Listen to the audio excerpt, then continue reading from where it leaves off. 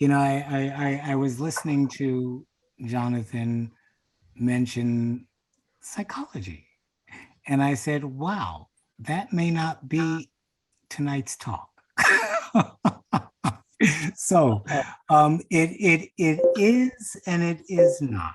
And so the is not is only from the point of view of the broadness of the presentation. We tend to think about noetic psychology as if it were just one particular thing.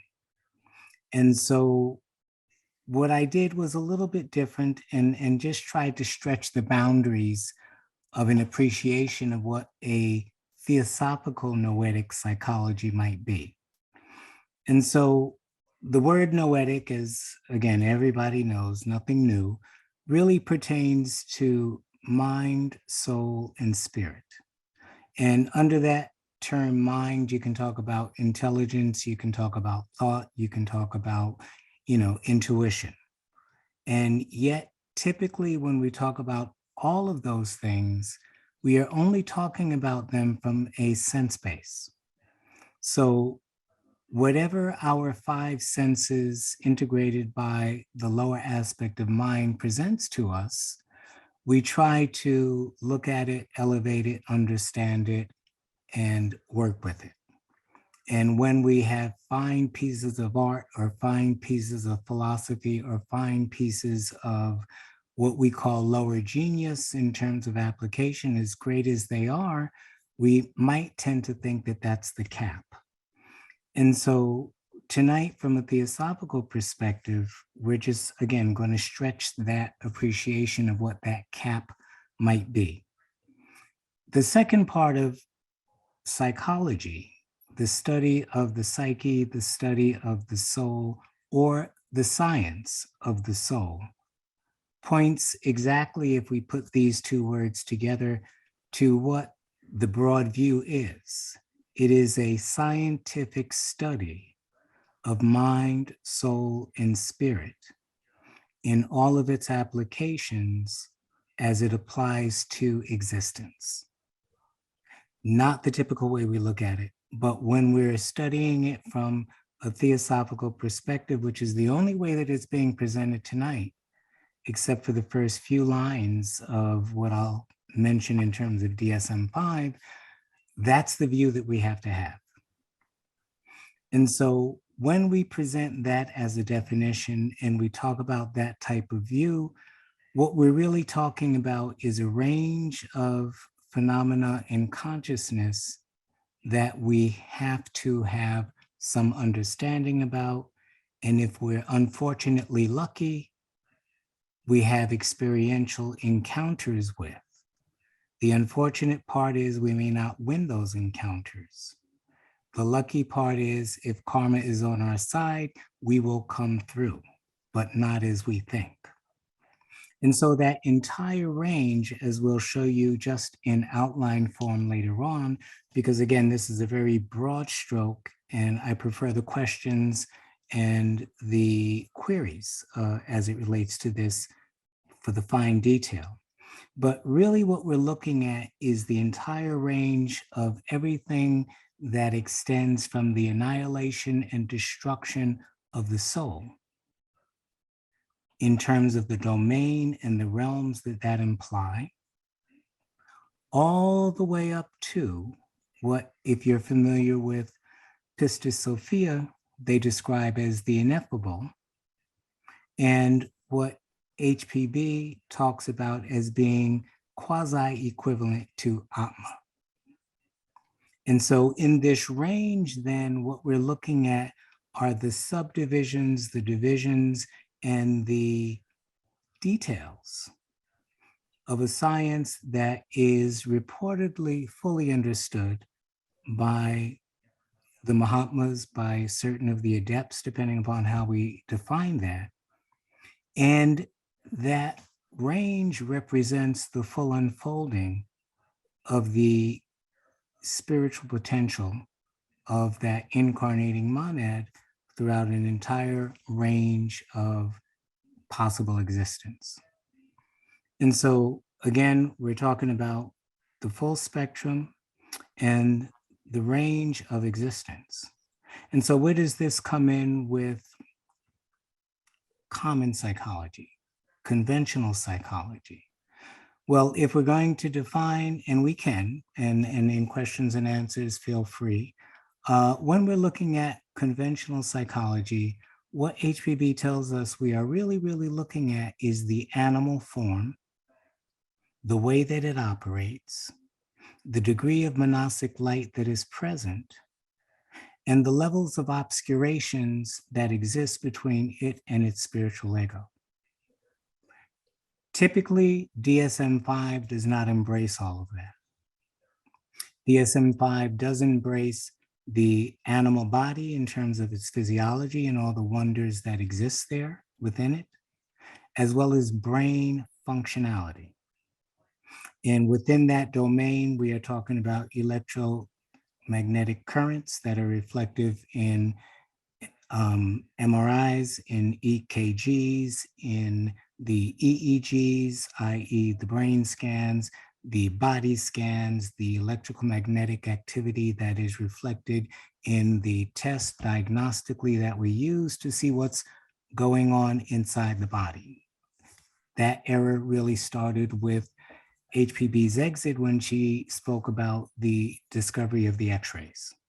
And we began looking at X-rays of the skeletal system within the body. But still, when we look at the animal form and what it is subject to, we're looking at those diagnoses that psychiatrically and psychologically we call affective disorders that are related to depressions, that are related to suicidality, that are related to anger and rage, homicidality, that are related to sociopathy and the, how can I say it, pathological psychotic individual who perpetrates a series of evils with a conscious intent.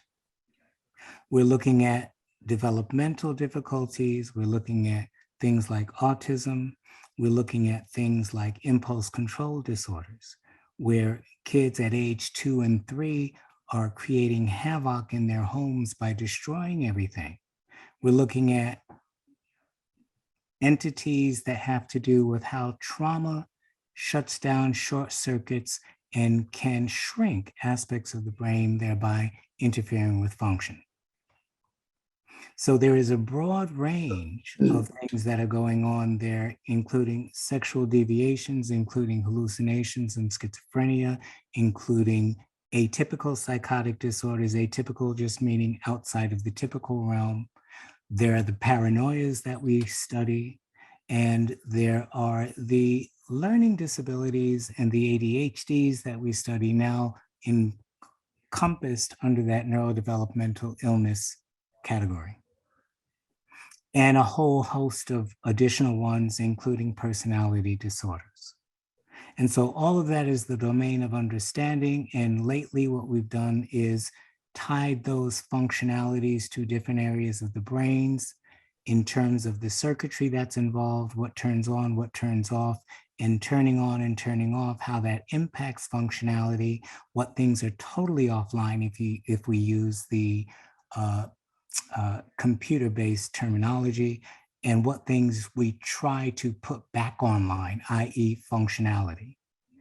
What aspects of the brain we can literally look at that are not lit up because they're not functioning, and how they do light up when we get them back online and they are functioning. And then all of the instruments that are used to try to achieve those goals.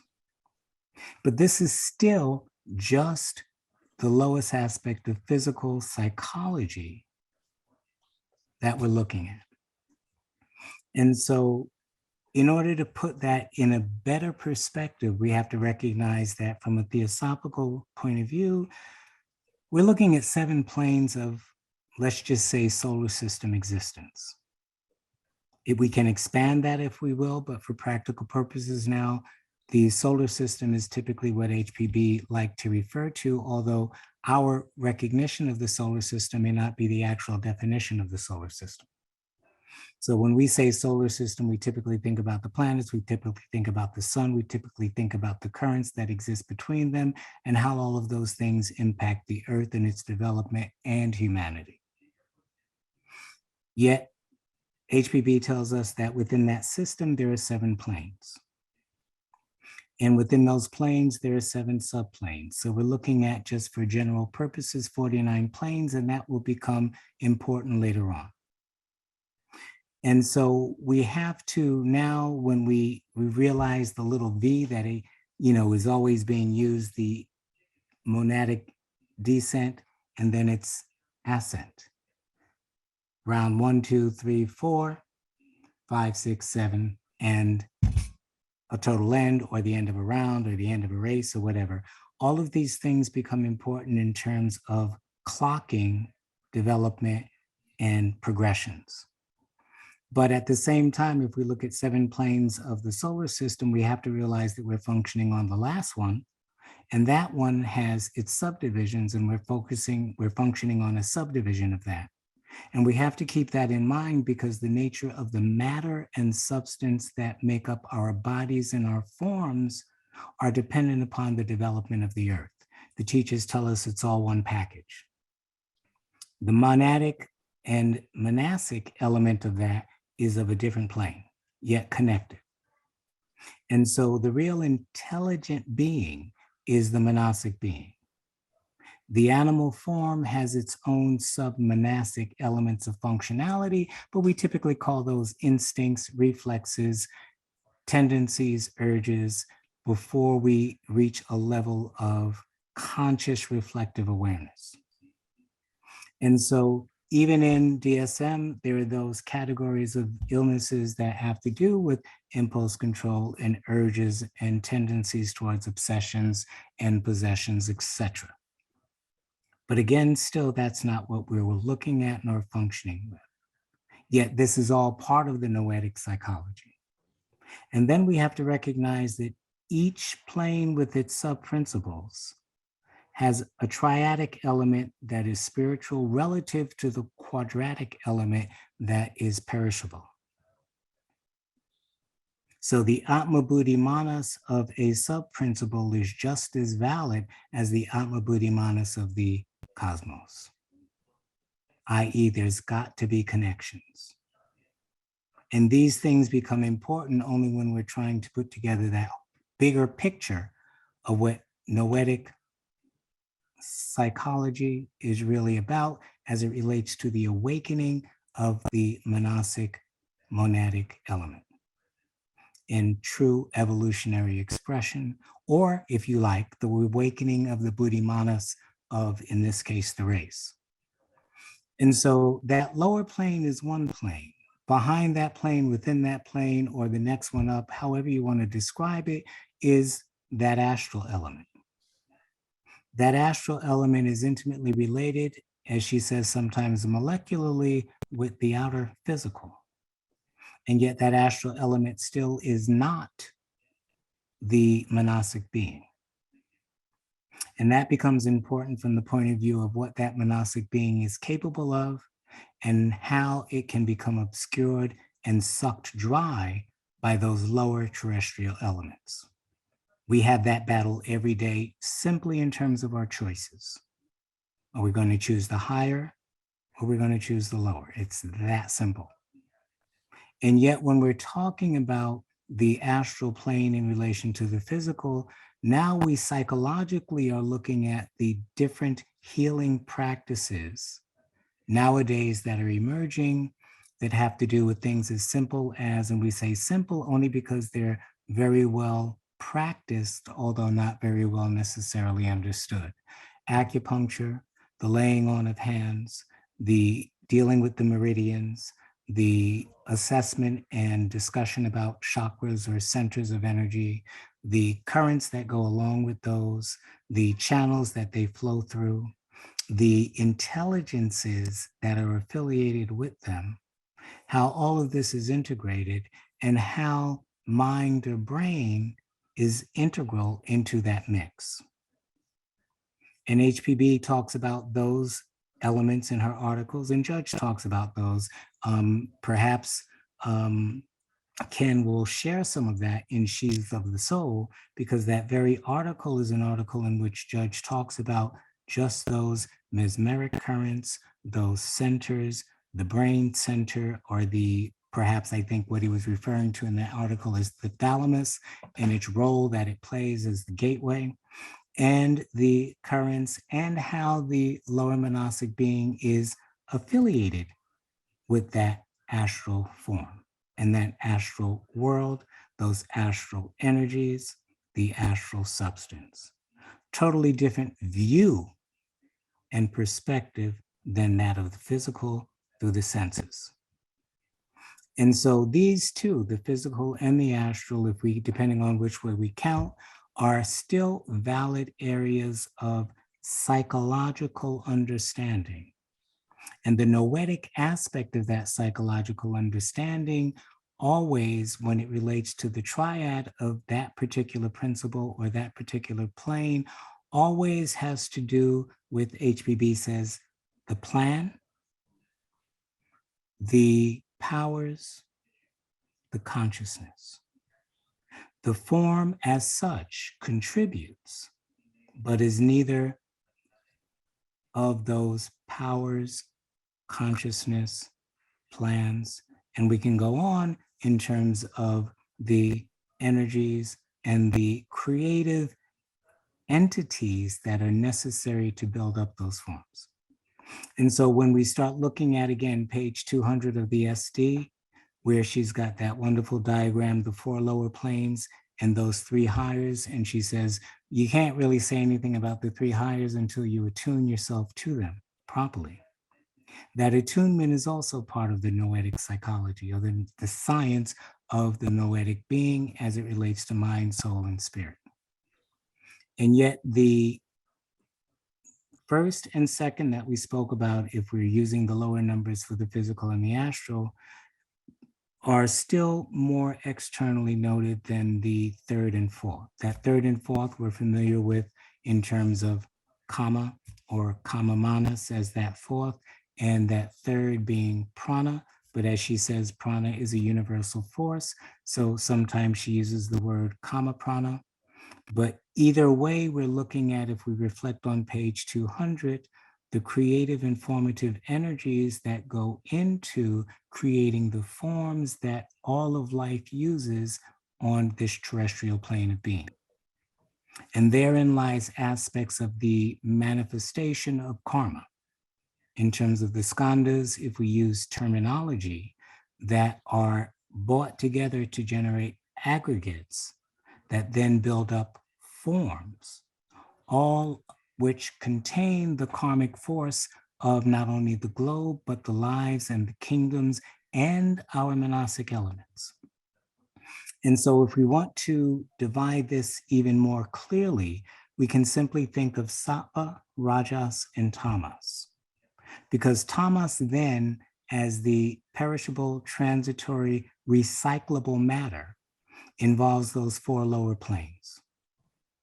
Wherever kama manas is, wherever the volitional desire aspects are, the passions are, wherever those energies are, where those pranic energies are that give life and animation to form, where the matrix is, where the forms are put together. Again, think of page 200, the archetypal, the creative, the formative, and then the physical. All of that is legitimate territory for noetic psychology in terms of how consciousness is using or working with energies, powers, and form to gain further awakening and experience what can go right when it is tuned correctly, and what can go wrong in terms of the instruments, intimately both tied into karma and that whole domain of karma.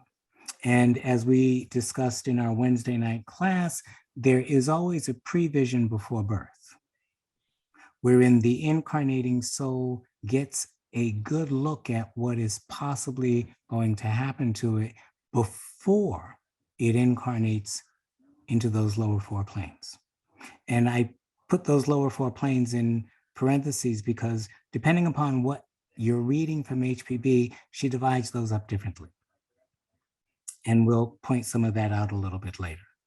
But when that ego is about to come in, if we use Pistis terminology, it gets to look at the robe of destiny that it is about to put on. That robe of destiny has all of the mental deposits that Judge speaks about in the ocean of theosophy that will engender the incarnation into a species, the experiences of a lifetime, and the pleasures in terms of pleasure and pain, life duration, life experience, species. All of that is part of the psychology noetically. Why? Because we know there is really no clear distinction between the intelligence that makes up the body and the intelligence that we typically function with on these lower planes. And so that would be the Rajasic aspect, looking outwards, of this threefold division of the seven planes and how they relate to the psychology of the soul. The soul then being that incarnating entity that, as HPB says in some of her articles, is an embodiment of consciousness, reason, and morality. And that again becomes tweaked, obscured, discolored, dysfunctional according to the skandhas that we have woven as our vehicles, or clear and unobstructive, also because of the karma. And that is from an article, I think it's Masters and Shailas, and HBB says, for those that are clearly walking the path consciously and who are doing their jobs well, paraphrase, with each incarnation, there is less and less of lower manas as an obstructive force, and more clarity and power of higher manas, which then implies that the whole psychology of that being is going to be different because it's operating differently, more from the triadic aspect of each of those lower planes than the lower quaternary aspect of each of those lower planes, or operating more from the higher three principles of each principle and plane, and operating through those more than necessarily through the lower. But now that is still the incarnate ego looking out as part of the Rajasic division broad sweeps that we're looking at. The Rajasic entity looking in is the Rajasic entity that has determined that the true psychology or the truer psychology really has to do with the liberation of the astral ego from all of its lower entrapments. And we find that kind of paraphrased in, I believe it's the Key to Theosophy, and I probably put the page somewhere, where she says that the lower incarnating manas has to incarnate in the highest aspect of, and in this term, she's using the astral as all four planes, the highest astral, the highest aspect of the astral plane. And that is what makes it functional. That is what allows it to, on its upward swing, moving inward consciously with a purpose on a path, perhaps, let's say, as maybe a theosophist or any truly spiritually driven individual seeking clarity and truth would be. And so what are some of the requirements from that? And most of the spiritual texts, and some of the ones that I'll just flash before you when we share screen for a few minutes, have their list of renunciations, their needs for devotion, the disciplines that are required of the mind and the body, the morals and the ethics that are required, the points of view in terms of the accuracy of a philosophy of understanding. Why? Because What we understand is the path that we're going to take is the means by which we are going to practice. And if the path is wrong, so is the practice. And if the practice is wrong, there cannot be any real arrival or clear, true arrival. In other words, we get lost. We get pieces of the puzzle, and we've seen, at least it's been commented in the teachings, that many who have had great visions have still not had clear, accurate vision. Because the domain of theosophical truth, as we'll see in the next stage, the Sattvic stage, is about clarity of eternal realities. But still, when that astral ego, and for those that really like to ponder this, you can pick up the little pamphlet. It's dreams, and in that pamphlet, dreams, 7 kinds of dreams are dreams but idle visions, dreamland and somnambulism, the 3 planes of human life, and remembering the experiences of the ego. 3 articles by Judge, 3 articles by HPB. This one comes from HPB, and HPB describes the ascending ego in that stage. And she describes that ego as one animal ego, the animal astral ego, or caught in that animal human form, not necessarily expressing human values. Then there is the astral brain, she makes reference to in that article. And then she speaks about the transitional astral ego as agent moving upwards. And eventually she gets to what she calls the pure astral ego. And this is such a powerful statement because, and I'm going to read it for us. And this is at the bottom of page, what page is this? Page 5 in this little pamphlet. And she's speaking about the ever wakeful spiritual ego, in some respects related to the Satratma, in some respects not. In some respects related to the reincarnating spiritual ego or the Kumaras. And again, so you have to read the content clearly. But she is saying here, the more spiritual a man, the more active his fancy, and by fancy is not imagination the way we use it, but clarity of image-making ability. And the greater probability of his receiving in vision the correct impressions conveyed to him by his all-seeing, his ever-wakeful ego. The spiritual senses of the latter, unimpeded as they are by the interference of the physical senses, are in direct intimacy with his highest spiritual principle. That's a powerful statement. Highest spiritual principle, no obstructions. And the latter, though per se, quasi-unconscious part of the utterly unconscious, because utterly immaterial absolute. And she has a footnote on that. To this teaching, every kind of exception will be taken by the theist and various objections raised by the spiritualist. It is evident that we cannot be expected to give within the narrow limits of a short article a full explanation of this highly abstruse and esoteric doctrine. To say that the absolute consciousness is unconscious of its consciousness, hence to the limited intellect of man must be absolute unconsciousness, seems like speaking of a square triangle. And yet, that's what we're discussing. And so she then goes on to say in this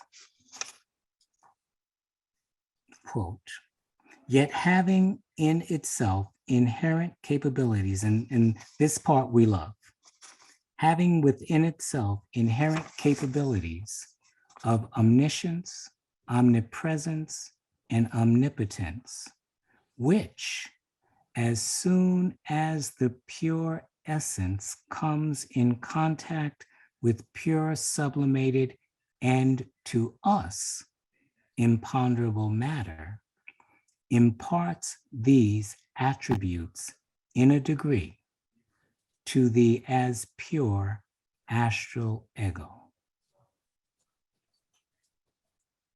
That's a book. If we just think about, contemplate what that implies, and she's saying the pure astral ego. And so when we eventually go through those lower stages and reach that pure astral ego, and remember the astral ego is still within form within that fourth plane. And why do I say that, or why do the teachings express that, and I feel comfortable saying that, is because when we look at the flow, there's the spiritual ego, and then there is the pure incarnating ray. The incarnating ray has not yet become the astral ego. And yet it has powers, potencies, and abilities that we don't even talk about. Once it enters into that highest level of the astral, as in psychic and noetic action, or in this particular article, she explains then it becomes wrapped up in the highest aspects of those substances. And so one way that we try to conceptualize that for ourselves is simply by saying anything above the fourth plane is pure. And that's not true, but it's a relative truth. When we enter into the highest aspect of that fourth plane, now we've got, as Pistis Sophia explains, light mixed with matter. And so now I use my fractions. And I say, well, at that stage, if we've got four planes, we've got to have 3/4 light and 1/4 matter. And that 1/4 matter will be the finest matter of the highest astral that we can conceptually conceive of that is still manifested. When we move down to the next plane, then we've got 2-fold light and 2-fold matter. And she calls that in Pistis Sophia the higher aspect of the psychic and then the lower aspect of the psychic. And then when we take it down another notch, we've got 1 part light and 3 parts matter. And we can put that in the world of terrestrial existence if we want, because we all have the possibility of awakening to the spiritual light within and using it through even that Kali Yugic type of matter. And we're seeing some of that in terms of what's going on with Ukraine, the piano players, the porta potties at the border, and all of the wonderful things that human beings are doing. If we could just do it all the time. And yet now when we deal with the pure ego, after we've come back up that evolutionary stage, we're now passing into the realm of light in terms of the 5th, 6th, and 7th planes. And this is where the confusions and the ideas and the questions about Manas Tajasi and Buddhi Tajasi come in. And so we also have to recognize that in that 5th plane, whether cosmically, whether solarly, or whether in our principles, when we are attuning to that, we are attuning into the very plane of manifest intelligence. And there's a chart that I'm going to show you just to show you how the old ones looked at the worlds of light. And the worlds of light were the worlds of the immaterial monastic being. And so once we're looking into that direction, now we're talking if we've achieved that stage with self-reflective consciousness and we've maintained the ability to use the powers of our being, i.e. the adept is recognized by the number of principles they truly integrate. They cannot see higher than or more deeply within than the realm that they have achieved, but they can see lower than and more externally directed, as well as functionality-wise for those that are below them. And so in this fifth realm, we have to correlate that with that whole domain, depending upon how we're applying things to the Kumaras and the intelligences that are related to the qualities, the quantities, the characteristics of the incarnating manas and everything that it can achieve in terms of the manasic level of existence. And HPB talks about that in terms of the manus, the 14 manos, the root manu, and the seed manu. Everybody knows about them, but studying them in detail and their relationship to what she calls the 7 hierarchies. And I don't know if I've got them all here. When she's talking about those manasa, the Kumara that incarnate, she speaks about Vairajas as the god of gods on that plane as it relates to intelligible force and intellectual power. Harivasa and what that represents, the Rajasa or the Abhuta Rajas without an astral, i.e. they cannot incarnate directly into this astral domain, and hence they were the ones without creative fire. She speaks about the Marichi, the father of the Agneshwata. She speaks about the Rajasas that are ever associated with the Manasa powers. She speaks about the sons of Rajas, Virajas, as though they were the sons of Brahma. And so the noetic psychology on that stage, in that plane, within our own being, and how it's reflected within us, if we are truly committed to those vows, that path, that course of life, begin to reveal a whole different domain and realm of perception. Different views, different windows, different sights, different degrees of understanding. Not worth talking about because most of the vocabulary for the proper expression of those ideas has not been created as such, which is why symbology can sometimes play a great part. Or if we're fortunate and we still have some remnants of the true language, whatever that is, whether you want to call it Sanskrit, whether you want to call it the Devigana, whatever, I don't know, that is truly a reflection of the realities of nature. And we can put those into sound, again, that fifth plane property. Then we can begin to manifest them and recognize their types, as APB uses the word in pistis, functioning on lower planes through our lower principles according to the cycles and the rounds. But now let's jump to that third category of sattvic, if we will, that has to do with the awakened manas in conjunction with buddhi and atma. And that's where the quote from today's talk comes. And I'll read it again. This is from the Key to Theosophy, page 179. There is a spiritual consciousness, the manasic mind illuminated by the light of buddhi, that which subjectively perceives abstraction, and the sentient consciousness, the lower manasic light, inseparable from our physical brain and senses. This latter consciousness is held in subjection by the brain and physical senses, and being in its turn equally dependent on them, must, of course, fade out and finally die with the disappearance of the brain and physical senses. It is only the former kind of consciousness whose root lies in eternity, which survives and lives forever, and may therefore be regarded as immortal. Everything else belongs to passing illusions. And so that light and this further inner sattvic vision, this buddhi taijasi, independent of manas taijasi, which is temporary because one is a reflection, the other is an assimilation. One is a looking, the other is a becoming.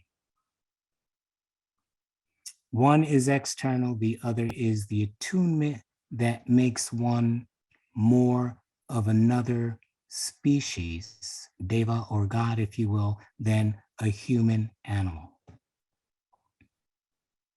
or even a monastic being in an animal form. And so now I'm going to just share a couple of systems, not going into detail on them, because I prefer, again, to leave some time for chit chat. But these are a few systems: a Buddhist system, the Pistis Sophia system. There is the mention of the jhanas and the Platonic system as expressed by Thomas Taylor. So let me see if I can get these up properly. Hold on.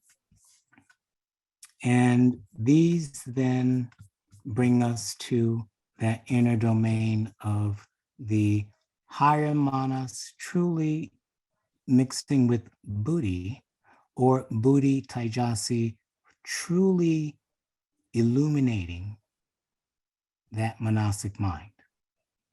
And there's one definition that HPB uses for this kind of experience, and she describes it as and this is a paraphrase, that Buddhic light is the noumenal root wherein all of the causes, plans, forces, and intelligence exist in reality. Before that manifestation, even in terms of that externally creative third aspect of the logos. And so we might think, in fact, as she in places says, that this is about the first logos, the second logos, the seed of the third logos, and everything that comes before those. And so screen share, let's see what we've got. Oops, nope, sorry, host. Who can start sharing when someone else is sharing? Nobody. Okay. And this one looks a little different, Jonathan. Make sure that you're a co-host here. I thought I was, yes. Okay, so let me see, desktop. Oops, now what do they want? Oh gosh, yeah. They want too much here. They want me to change things. And it must be a different system, because usually screen share just allows you to share. Yeah, you're supposed to work that way. I guess the elementals don't want you to see. It's in all the textbooks. Let me try one more time. Allow Zoom, only Zoom preference, security, privacy, to grant access, security, privacy. Okay, let's try this. Oh yeah, you have to do all that. Okay, oops, click. Your computer might have did an update. Well, I got my finger password. So this is Michael. Let me click them both. Okay. Microsoft will not be able to record. That's fine. You can choose quit or do it on your own later. Okay, so let's add. And still nothing, or is it? Loading. What's the article? It's not even an article. It was a couple of charts that I ran down. Okay, so let me just run over them. And maybe I can just show you a little bit here. Let's cancel. Okay. What I'm looking at, I just call these systems of illumination. And there is one on this page, and it's really a Buddhist system. And those of you that are familiar with some of the references that HPB gives about the Buddha, I think it's in the one of the texts of his teachings is the Maji or Maga text or whatever. But in it, it has the 31 realms of Buddhist existence, or the 31 planes. And never get afraid of the numbers, because we talk about 49, so they're only talking about 31. But the first four are the lowest, And they say these are the 4 bad destinations. These are the hells, the host of asuras, the domain of ghosts, the animal realm, the hell realms. And in the teachings, HPB has translated that into the subjective devas, the objective devas, the humans, the human elementals, the animal elementals, the hungry ghost, or the elementaries, etc. All again part of the noetic psychology of awareness in regards to the entities that can impact, influence, and work through the astral fields of individuals to their woe. The next realm is considered the human realm. That's 5 altogether.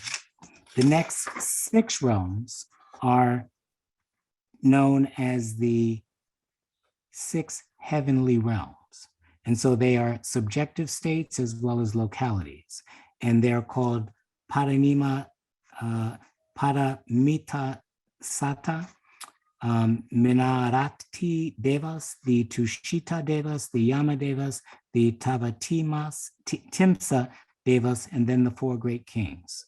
And these make no sense unless you begin to look at the philosophy in regards to these subjective states of existence, the devaconic states, the Avicii states, etc., down in terms of the hells, the 8 spheres, and the whole bit.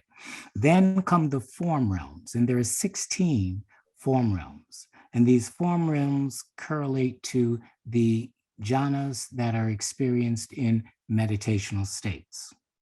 And these are above those heavenly realms.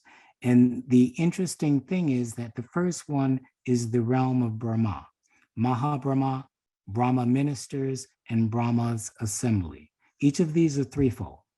So you can think of Sattva, Rajas, and Tamas, or if you want to do it like HPB says, you can double those up because the Sattvic is the Atma Buddhi, the Rajasic stands for the range of manas, and the Tamasic represents the lower.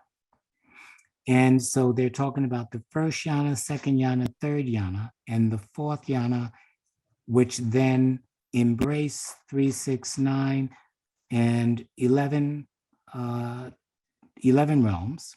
And then the 5th jhana, which is a very deep state of meditation, there is the clear-sighted realm. Now, the interesting thing about these realms are they are different degrees of luminosity, different degrees of light, and within each realm of light, there are different laws, different causes, different truths, or as HPB says, within the spiritual aspect of these things are the plans, the rules, the laws, the expressions, and the types that will become manifested on the lower planes.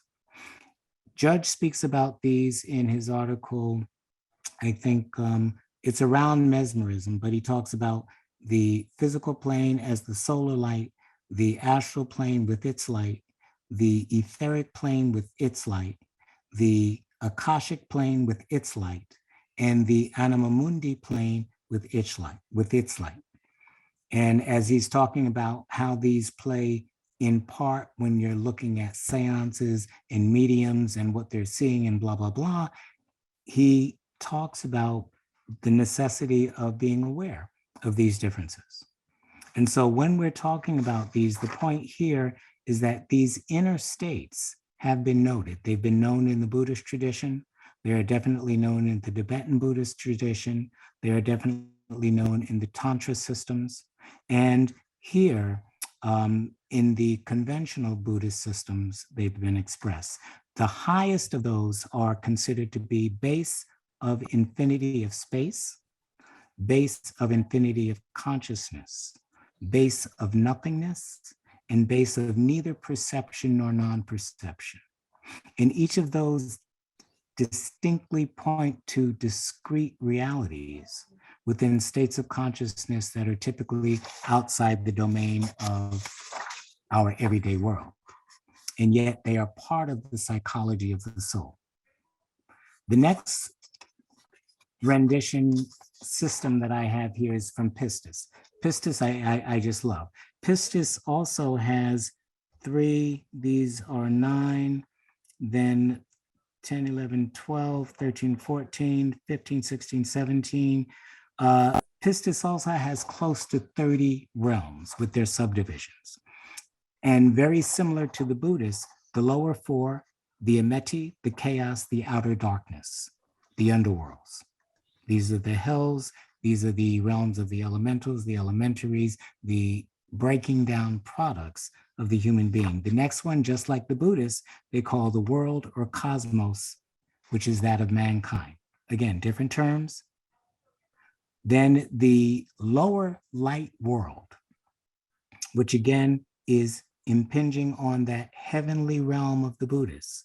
They speak about the firmament, the rulers of the way of the lower mist, the sphere, the faith, the 12 aeons, and the 13th aeon. And those of you that are familiar with the Pistis drama recognize that Pistis, as the incarnating ray, arose from that 13th aeon. And yet there were things that were beyond. And what were beyond?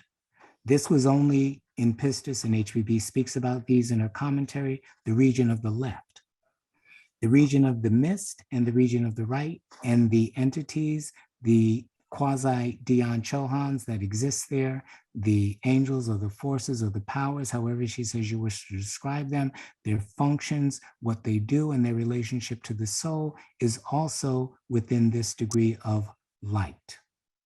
So we can talk about light as understanding, we can talk about light as knowledge, we can talk about light as true visual perception. Or we can talk about light as all of that culminating in wisdom. And that wisdom then allows one to act purposefully and within the cycles and laws of nature. Beyond the region of the right is the treasury of light.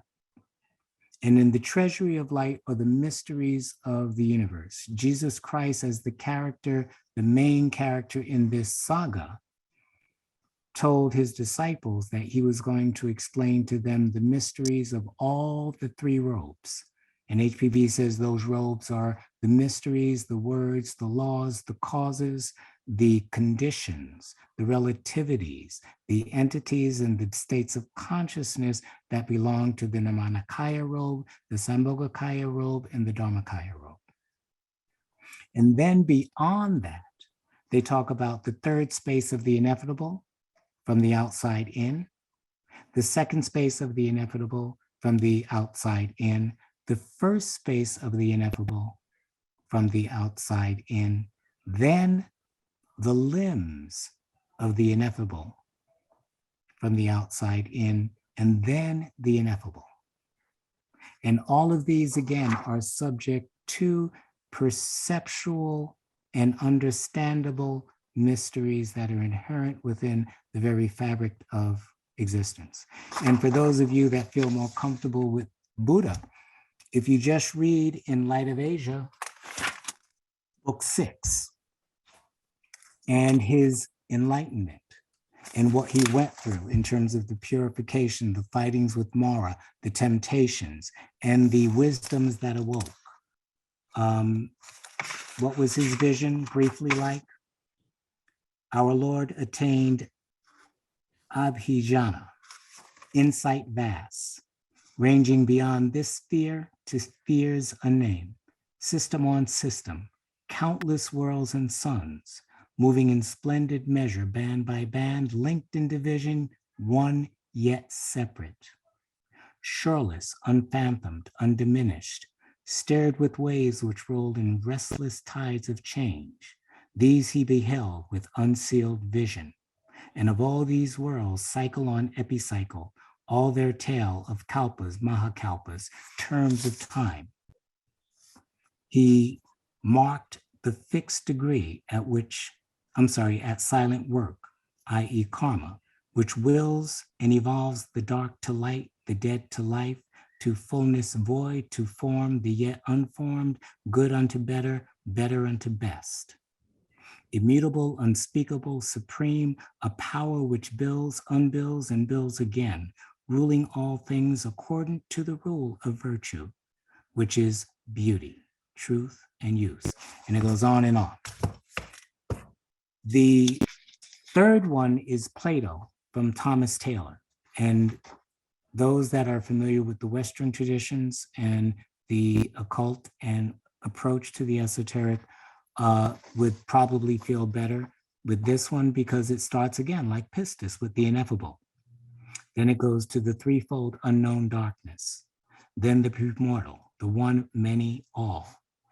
Then the noetic triad of supersensible world, the intelligible. Then the noetic triad of supersensible world, the intelligible intellectual. We're descending. Then the noetic triad, which is the intellectual. And then they explain what that relates to. Then they come to the supercosmic world and the demiurgic triad, i.e. the creative builders. That's again on that fourth plane. Then the Zugonic triad, the Apollonian triad, the liberated order, then the cosmic order. And why I like these again is it just shows the complexity, yet the simple type that is constantly repeating itself as it's working its way according to law throughout all of these planes in the building up of everything, which creates a true range of noetic psychology. And there's a couple of more I have here, but I won't bother you with those.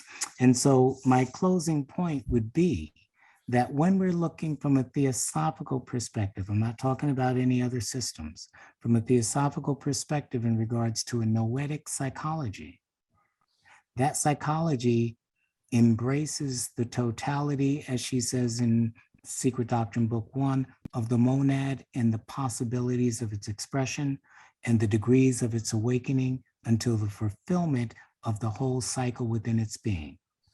And she tells us in Pistis Sophia commentary that that can be at the end of the 7 rounds or for the initiate at the end of their rounds as it relates to what they went through. We know that there were 5th rounders. We know Buddha was a 6th rounder, if we believe the teachings.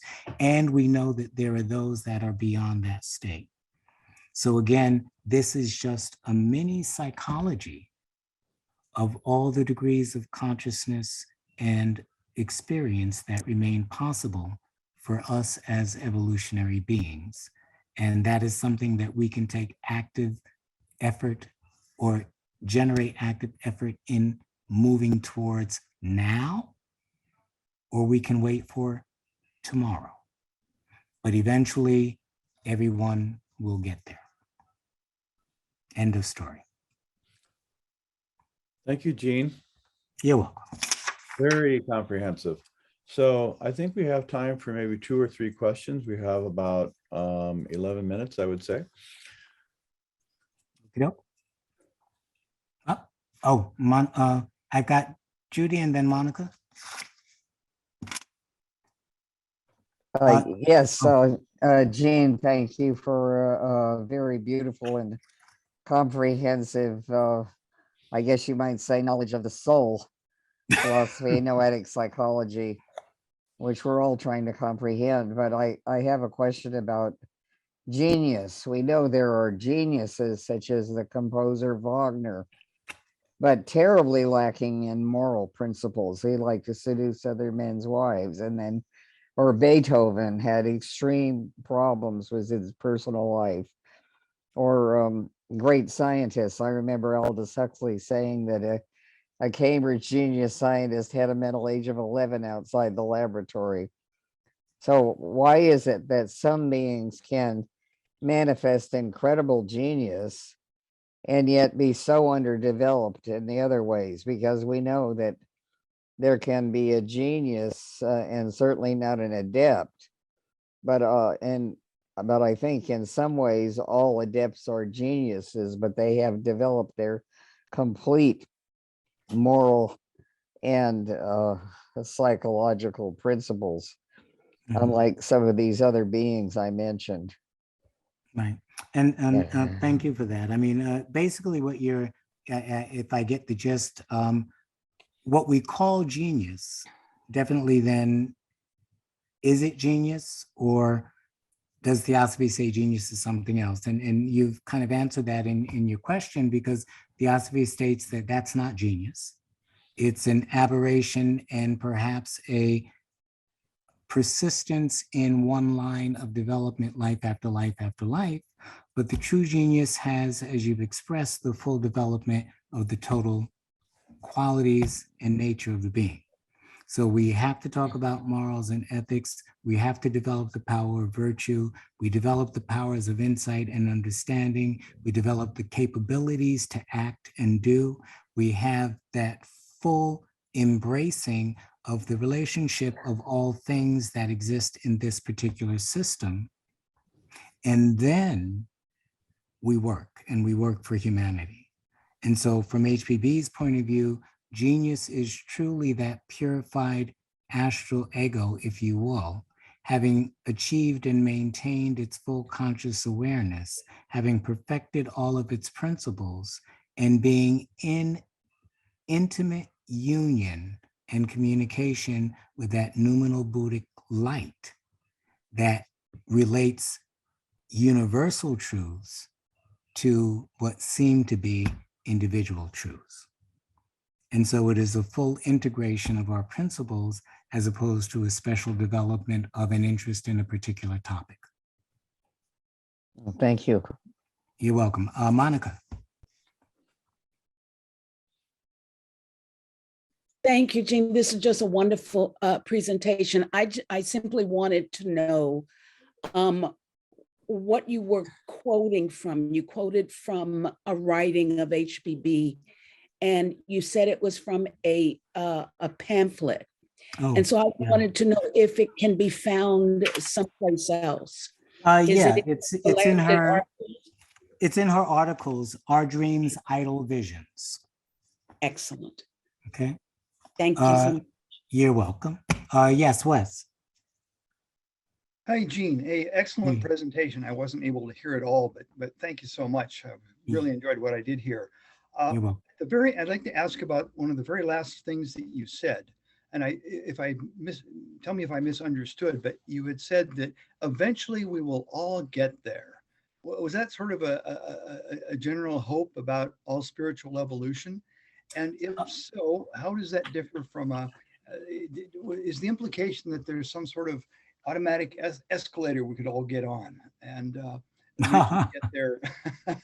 Okay, is there an Regardless automatic of, whether we escalator? make that choice or not. and will we all get there? And you know, it depends on if we're looking at it from the bottom up or the top down. If we look at it from the top down, the monad being immortal, we'll all get there. We don't know when, but we'll all get there. If we're looking at it from the bottom up, some personalities never get there. Some personalities literally get destroyed along the way.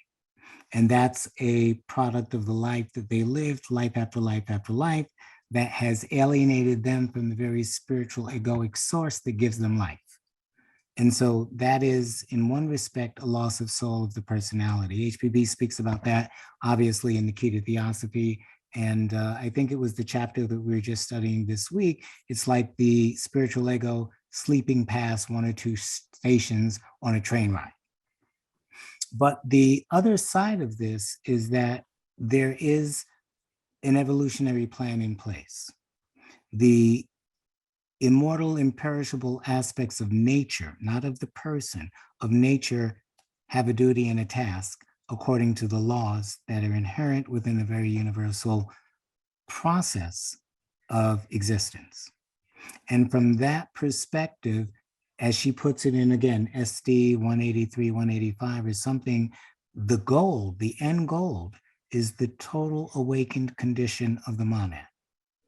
And then if we put it together with some of the other things that she has mentioned, as she said, some of us will become the Nirmanakayas or the Mahatmic leading elements of humanity for the next rounds. Some will be the Lunapitris. And yet, even if we're the Lunapitris, if we pursue with our progression, we will eventually become the Manasaputras, or the Nirmanakayas. And that's also in the secret doctrine where they refer to the idea that certain Dian Chohans have progressed, but not far enough. And so they are held over and become the leading conscious element of the humanity of the next round. So unless we're literally divorcing ourselves from our spiritual egos and cutting that thread, and as Judge says, becoming crystallized in matter, then there's a part of us, a spark of us, a piece of us that will continue on that evolutionary trail. And one day, as she says in regards to Buddha, we will consciously be able to achieve the jhanas that allow us to see the entire retrospective view of our past lives and the causes that were at play, as well as the consequences and effects. One last question. Martin, who was that? Did you say Martin, Jonathan? I think it's Marlon, Oh. right? Oh, Marlon, I'm sorry. Marlon, sorry. Hello, hello, nice to meet you, and thank you so very much for such a comprehensive and beautiful presentation. Mine is a quick question. I'm wondering about the source of the Platonic discussion, the last Platonic section. That is actually, it's from Thomas Taylor's work. And I had just copied that diagram that I had spelled out some years ago, and I just keep it as a copy. So I'm not really sure about where in Thomas Taylor. He has a book, I think it's a book on Plato. There are a couple of books on Plato he has, and within those, there are certain diagrams in regards to the gods and the theogony that he professes. But again, even his is very much like Pistis, and Pistis is very much like the Buddhists. Okay, thank you so much. You're welcome. Jean, could you take a look at the difference between and the similarity, and I realize this could be a 3-hour presentation, but between Manas Taijasi and Buddhi Taijasi. Okay. Buddhi Taijasi is more long-lasting or more. Yeah, anyway, go ahead. In a nutshell, yes. I mean, if we look at the key, and we have to be careful in terms of how we interpret that, because again, HPB tells us that anything in the higher triad of any principle can become immortal. And so each principle, as each plane, has its own characteristic lights. And if those lights are illuminating the ego, it is achieving some kind of illumination. But if it's on any of those 4 planes per se, except for the immortal aspect of each of those planes, it gets recycled. And so she says, Manas Taijasi is simply the light reflected, but it is not the light owned, it is not the light assimilated, it is not the light having transformed the ego. The ego that, as it gets to that pure astral state, is able to then commune with its spiritual ego that then turns further within. We usually stop at Kumaras and spiritual ego and reincarnating ego. And, these are states above Devachan. And so once we reach our spiritual ego, and even if it's, let's say we have a near-death experience and we see the light usually kicks us back. There are some individuals that have learned how to commune with the light. They know how to be at one with the light. And entering into that light then opens up another vista. But the monastic light is not the Buddhic light. And as we know, the Atma Buddhi of the monad is the imperishable. And so if we use terminology from Pistis, Jesus Christ, HBB says, represented the initiate, represented the higher manas. But that higher manas required the light of the first mystery, Buddhi, to bring Sophia into the realm of the immortals. And it's that Buddhic light and its power that then is assimilated in a 2-way dialogue, for lack of a better way of explaining it, that so saturates that monastic light that, as the Buddhists say, it is able to change lineage. it is able to become something that it was not in its human state. And in that, it is now one with that Buddhi Taijasi, and that is another inner realm of development and experience. And these systems that I referred to try to capture what that is about. And that's why we had spent some of the time kind of sharing those. So that Buddhi Taijasi becomes permanent, whereas the Manas Taijasi does not have to.